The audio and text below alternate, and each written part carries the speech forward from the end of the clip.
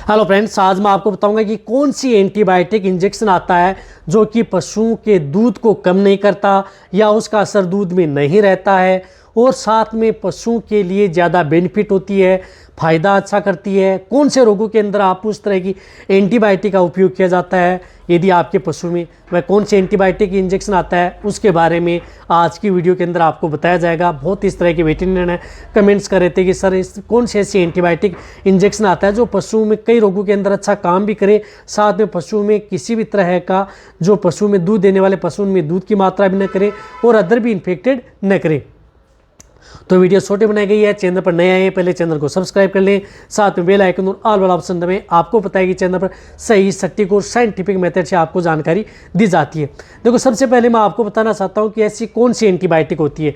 तो antibiotic injection होता है जिस प्रकार से जिसके अंदर साल्ट हो, सेफ्टी फॉर सोडियम, यानी सेफ्टी फॉर सोडियम साल्ट का जो इंजेक्शन आता है, जिस तरह से उसके ट्रेडमार्क आते हैं। एक्सनल इंजेक्शन आता है, सेफ्टी फॉर सोडियम साल्ट आता है। अक्सेप्ट इंजेक्शन आता है, एलएमपी का सेफ्टी फॉर सोडियम आता है। जायरोफोर आता है, इंटास का जायरोफर, इसके अंदर भी सेफ्टी फॉर सोडियम आता है। तो ये इंजेक्शन 1 ग्राम के अंदर उपलब्ध होते हैं। जो इस तरह के इंजेक्शन होते हैं जो मैं आपको, हाँ, जिस तरह से ये इंजेक्शन है इसी तरह से जो पाउडर फॉर्म के अंदर ये इंजेक्शन उपलब्ध होता है। पाउडर फॉर्म में इंजेक्शन होता है, इसके साथ 20 ml डिस्टिल वाटर दिया होता है। तो आप ये इंजेक्शन पशुओं में यदि उपयोग करते हैं तो ये इंजेक्शन नहीं तो पशुओं में दूध की मात्रा को कम करता है, न दूध सुखाता है, नहीं इसका असर दूध में रहता है। इस एंटीबायोटिक का बहुत अच्छी एंटीबायोटिक है। तो इस एंटीबायोटिक कौन से रोगों के अंदर, यदि आपका पशु बार बार रिपीट हो रहा है, पायोमेट्रा मेट्राइटिस की शिकायत है, तो उस स्थिति में इस एंटीबायोटिक इंजेक्शन को लगातार उस पशु को 3 दिन तक उपयोग में लगाया जाता है। ये इंजेक्शन इंट्रामस्कुलर पशुओं में लगाया जाता है। इस इंजेक्शन को आप कभी भी यदि दूसरे किसी भी अदर इंजेक्शन के साथ घोल करके मिला करके ना लगाएं, नुकसान कर सकता है, कोई रिजल्ट आपके पशु में नहीं देता है। तो आप सिर्फ और सिर्फ इसके साथ जो डिस्टिल वाटर आता है, नई सिरिंज जो है, नई नीडल का ही उपयोग इस इंजेक्शन को लगाते समय करना है। इस बात को आपको ध्यान में रखना है। इसी तरह से जो मैंने बताया, रिप्रोडक्टिव ऑर्गन से संबंधित पायोमेट्रा है, शिकायत है, रिपीट ब्रीडिंग की शिकायत है, उस स्थिति में आप इस इंजेक्शन का उपयोग कर सकते हैं। इसी तरह से यदि पशु में जिस प्रकार से रेस्पिरेटरी ट्रैक्ट इन्फेक्शन है, सांस से संबंधित कोई बीमारी हो गई है, जिस तरह से निमोनिया हो गया, ड्रेंचिंग निमोनिया हो गया, तो वहाँ पर इस इंजेक्शन का बहुत अच्छा रिजल्ट है।